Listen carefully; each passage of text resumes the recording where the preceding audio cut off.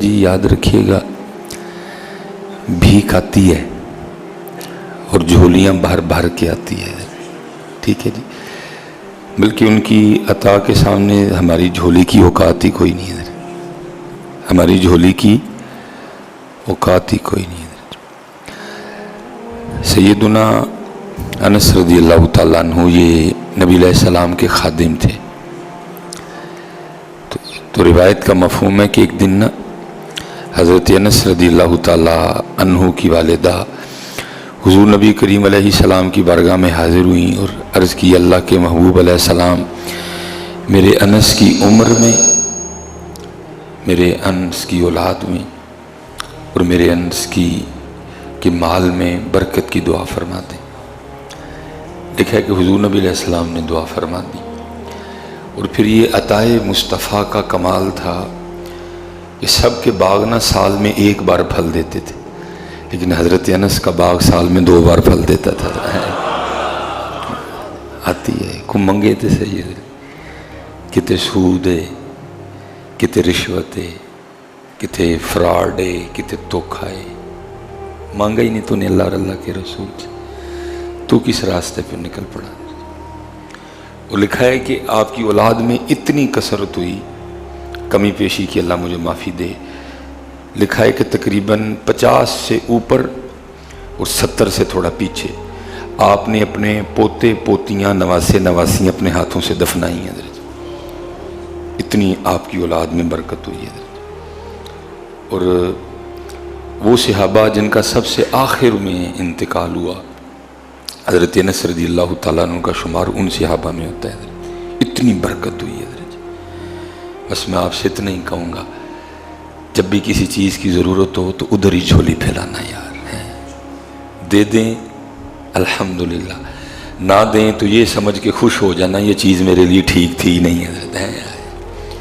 اور میں یہ باتیں آپ کو ایسے نہیں سنا رہا حضرت، ہم گزرے ہیں ان معاملات سے۔ جب اللہ نے حضرت جی کرم کیا، ابتدا ہوئی، میں نے سب سے جو پہلی تقریر کی نا اپنے سیالکوٹ سے باہر نکل کے، میں نے شکر گڑھ کی تھی حضرت، ٹھیک ہے جی، اور میں سخت سردیوں میں موٹر سائیکل پہ نا شکر گڑھ تقریر کرنے گیا، اور اتنی سردی تھی کہ شکر گڑھ پہنچنے تک میرا جو ناک ہے نا وہ بہنا شروع ہو گیا۔ اس وقت نا میں آن لائن کلاسیں بھی پڑھاتا تھا، کچھ USA وغیرہ میں، کچھ UK میں پڑھاتا تھا، اس لیے میری مجبوری تھی کہ میں رات رک نہیں سکتا تھا، کیونکہ نیٹ وغیرہ لیپ ٹاپ وغیرہ سارے گھر میں پڑے تھے، میں نے یہاں نہیں آنا تھا۔ وہ جب تقریر ختم ہوئی نا تو حضرت جی بارش شروع ہو گئی، اب وہ جنہوں نے بلایا تھا وہ کہنے لگے حضرت صاحب پہلے ہی آپ کا ناک بہر ہے کہ آپ کو ٹھنڈ لگ چکی ہے، تو اب اگر آپ موٹر سائیکل پہ واپس جائیں گے تو طبیعت زیادہ بگڑے گی۔ میں نے کہا نہیں، میری مجبوری ہے کہ میں رہ نہیں سکتا، میں نے فجر کی امامت بھی کروانی ہے، میں نے کچھ اپنی کلاسیں بھی پڑھانی ہیں، اس لیے مجھے جانا پڑے گا۔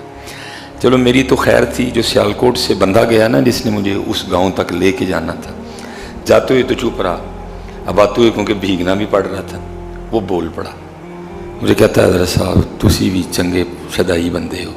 میں کیوں، کیا ہوا؟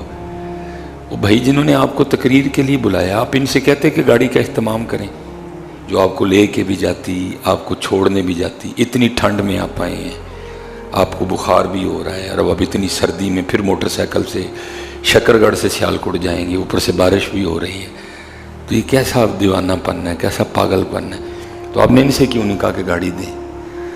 اصل میں حضرت وہ خود ہی ڈال دیتے ہیں دل میں باتیں۔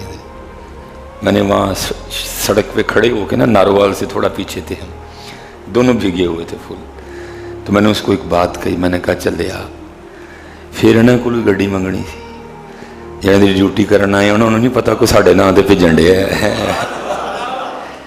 جنہوں نے ڈیوٹی کرنا آئے ہیں انہوں نے نہیں پتا کوئی ساڑھے نام تے بھیجن ڈیا ہے،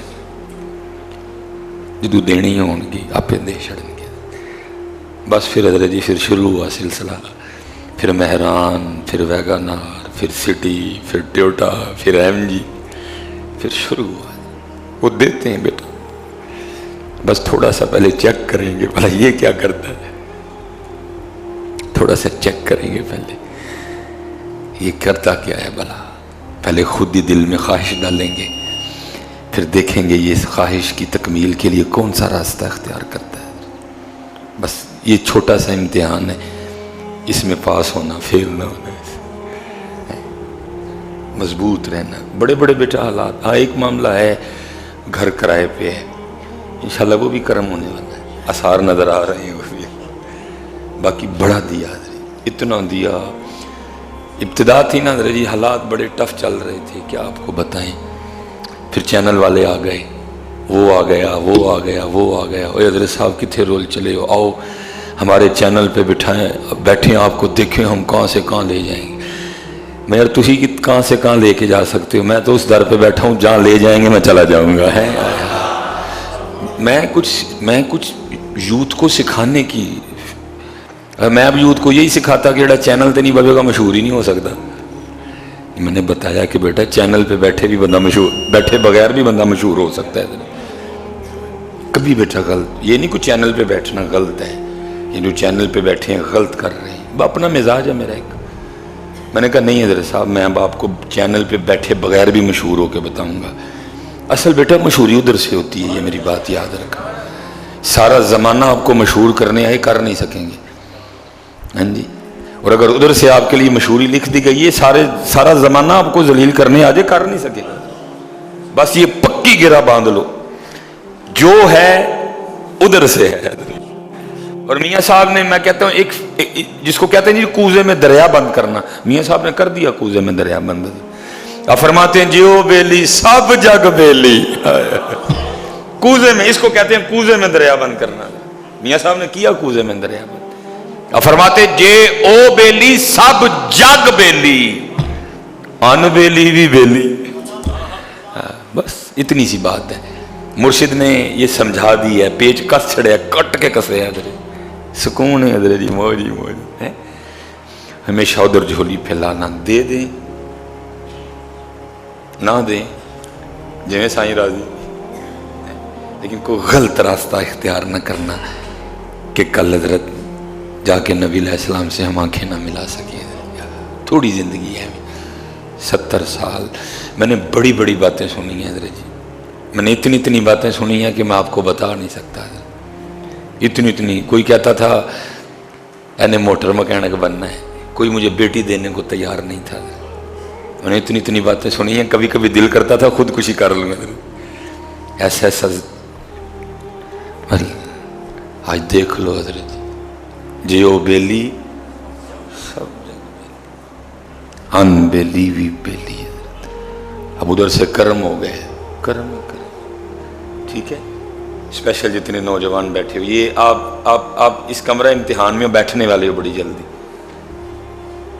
ادھر حضرت جی ادھر جھولی پھیلانا، ہمیشہ ادھر جھولی پھیلانا۔